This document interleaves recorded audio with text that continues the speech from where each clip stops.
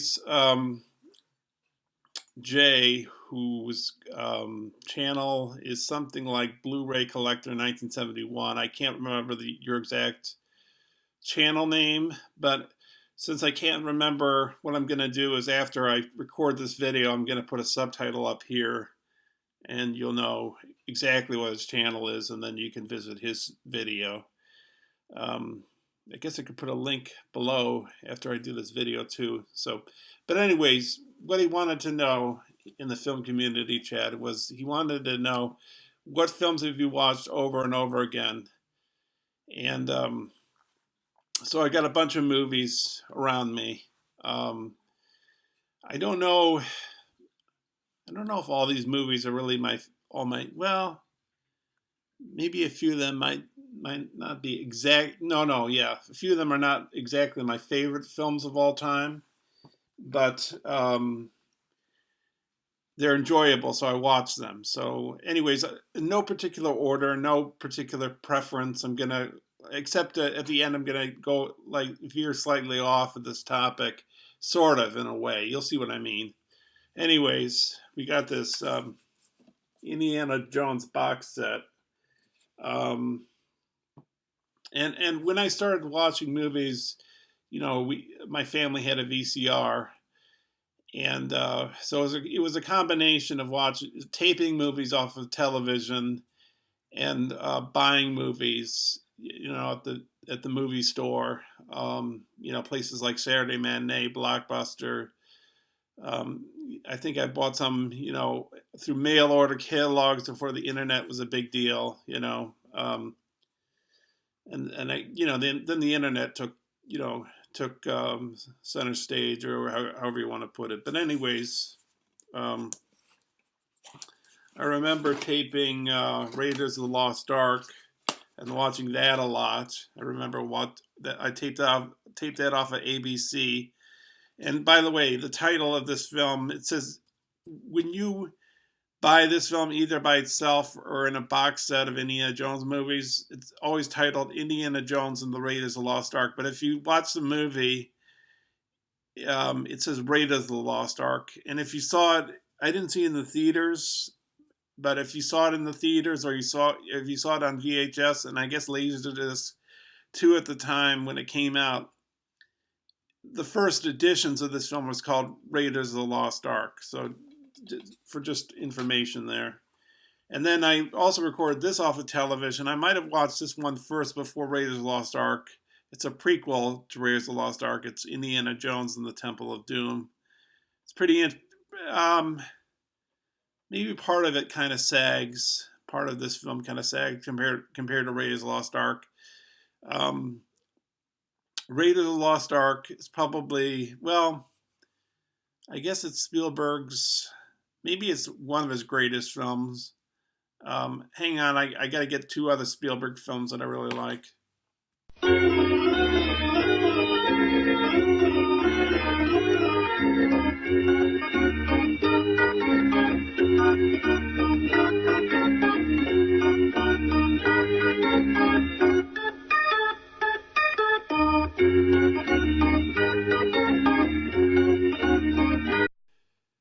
I'm not sure if I watch these Spielberg films as much as I've watched a lot of other movies, but I guess I've watched these a fair amount. These are my two favorite Spielberg movies. Schindler's List, which I finally got a Blu-ray of, but I got cheap because I got it where I work at the library for a cheap amount of money. And I don't know if I've watched this film a lot. I mean, I've watched it a fair amount. I have. Minority Report with Tom Cruise. It's kind of dark. It's kind of a departure for Spielberg because he makes these kind of fluffy, happy popcorn films, or at least at the start of his career was sort of like that. But this is kind of dark, but I really like it. Yeah, so that's Spielberg, and then we go to Hitchcock, and I've watched a bunch of I've watched some of Hitchcock's films. But my personal favorite, and I've watched this many, many times, and I taped it off the TV at the time, is Vertigo. And Vertigo is kind of a departure for Hitchcock because, at least I think it's this way about Hitchcock. most of his films, I think, have a logical conclusion at the end, and everything's neatly tied up and taken care of. But this sort of has an ambiguity to it, and sort of a surreal feel to it, and a very avant-garde, artistic. Well, I don't know if avant-garde is the right word, but very, very a departure for Hitchcock. I mean, it's more ambiguous is a good word, I guess. But I really like this film. It's one of those romantic movies I've seen. It's a beautiful movie. Um, and then my close second, of course, by Hitchcock, is Psycho. And by the way, I if I correct me if I'm wrong. Maybe you know who are watching this video, but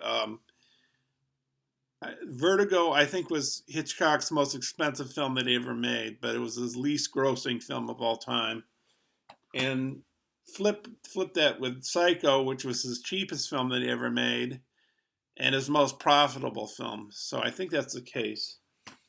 But I recall watching Psycho a lot, and then I recall me having, maybe I still have it, Rear Window on videotape, and I watched this quite a bit. And I've seen this in the theater, I think, twice when they showed it, for like, I don't know, for some reason they showed it. But, and then North by Northwest, one of the first videotapes I bought, I believe, and I've watched this a number of times. I don't know if it's one of my favorite Hitchcock. I don't know. Parts of this film are great, with the crop dusters part, where Cary Grant is being chased, and the Mount Rushmore scene at the end, and but this is a good movie. I think it was sort of the template for James Bond in a way. I'm not really touching on foreign films too much in this video. I don't know. Maybe it's because I talked about them a lot in previous current videos, and maybe further back a little bit too. But I will talk about a few. I'm just going to talk about Fellini, I believe, right now for this video. 8.5. I saw this, I think, on film before I saw it on videotape, but I had the videotape, and I watched it many times. And I've watched this DVD, I guess, quite a few times. It's my first Criterion. My favorite Fellini movie, La Dolce Vita, The Good Life, The Sweet Life. The Good Life, I think, is the the literal translation, I think, is The Sweet Life. Dolce meaning sweet, but good life, But anyways, I've watched this a bunch of times. Maybe I've watched a little less than 8.5, or maybe not. I don't know. It's just around close to 3 hours long, and so, maybe I've watched it a little less. I'm not sure.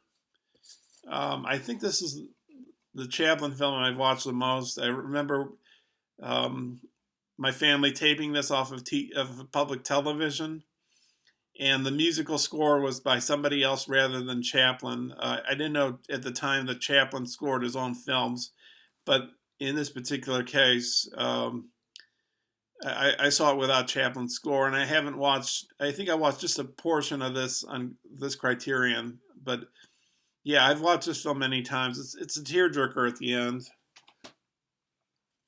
I've watched this many times. I think I've watched basically, I had the videotape for a little while, and then I've watched the Criterion, and I love this movie. It's one of Bertolucci's best. I like The Conformist a lot too. I do have in my bookcase The Conformist. I don't know. I guess I just didn't bring it over.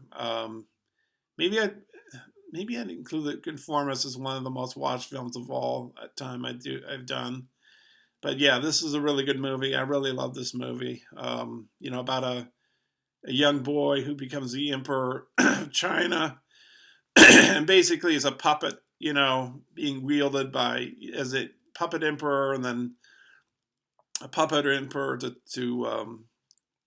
of Manchuria for Japan, but something happens to him towards the end of his life that. Yeah, I don't want to say too much about this movie, but it's a really good movie. I highly recommend this movie. Get to animated movies. I've watched this several times. It's just a very fun movie. It's got elements of like James Bond to it, sort of a John Barry-like score. what else about it? It sort of has that retro, like 1960s kind of look to it.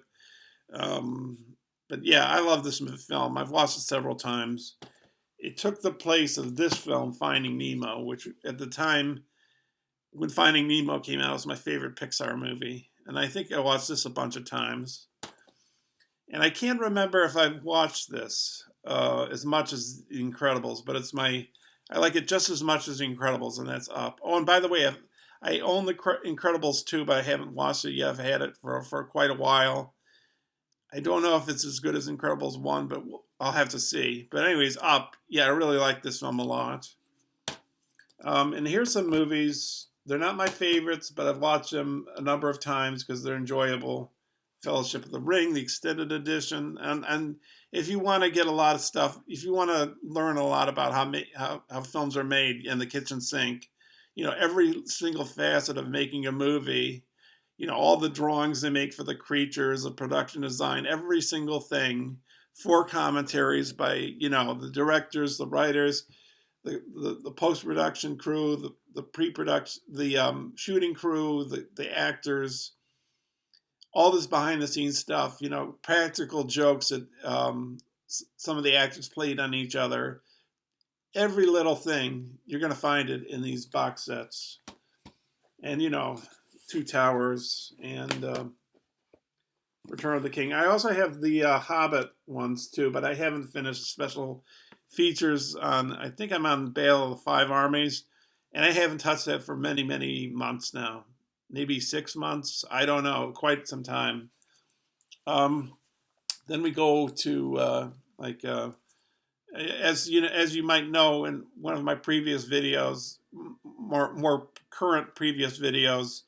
My friend Sasha, also known as Sexy Monkey, he sent me this Apocalypse Now. He says this is presented in the correct aspect ratio.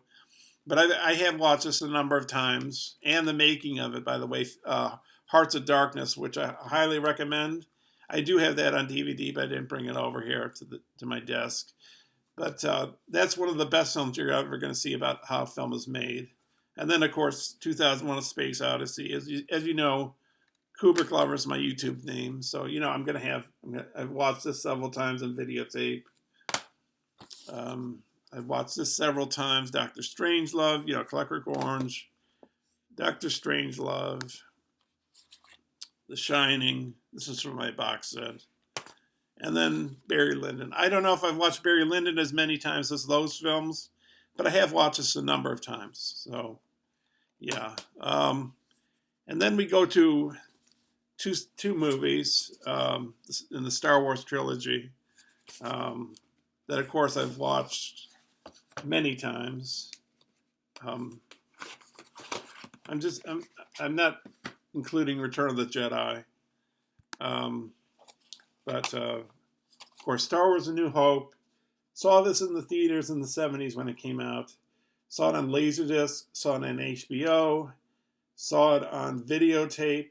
And now saw it on DVD and have it on DVD. I don't have the Blu-ray or the 4K or whatever, but I've seen this many, many, many times.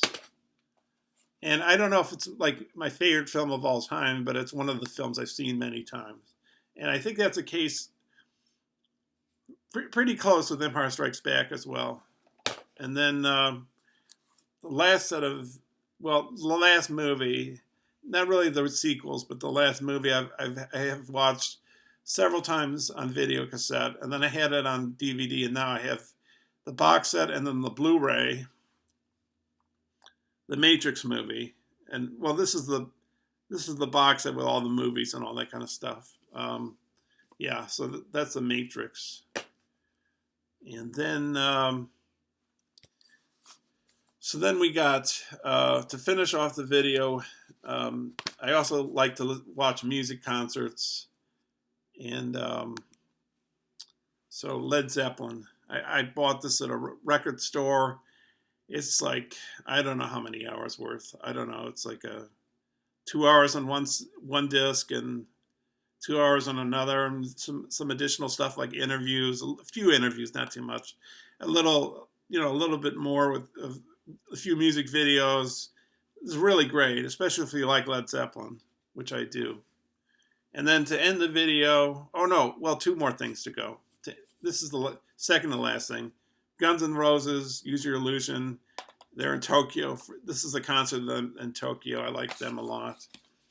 And then now to finish the video, I'm trying to keep this one brief. I picked this up maybe it was a year ago or something at the library. They were just selling it. It was a few bucks. And I've watched this, and it's pretty enjoyable. It's Def Leppard at the Joint in Las Vegas. So, okay, that does it. Comments are welcome, and I'll try to get this video up soon. Thanks a lot. Bye now. I had these two other movies. They're like default films, like if I don't know what to watch, and they're just, like this one. Blade Runner. I had the video cassette for a long time, and then I had the DVD. This is a DVD, but I think it's scanned at 4K or 6K or 2K or something. It says by in the letter by Ridley Scott in the inside. But this is 5 different versions of it. But I usually watch the final cut or director's cut. Usually the final cuts. But anyways, I really like this film a lot. And the other film, this is the last film I'll show, Fight Club. Very quotable, lots of fun watching, very thought-provoking film. And the ending of it probably wouldn't be allowed after 9/11 if you've seen the film before. But I really love this film, and I love the behind-the-scenes stuff on this film, and I think it's David Fincher's greatest film. So that'll do it. Now I'll say goodbye.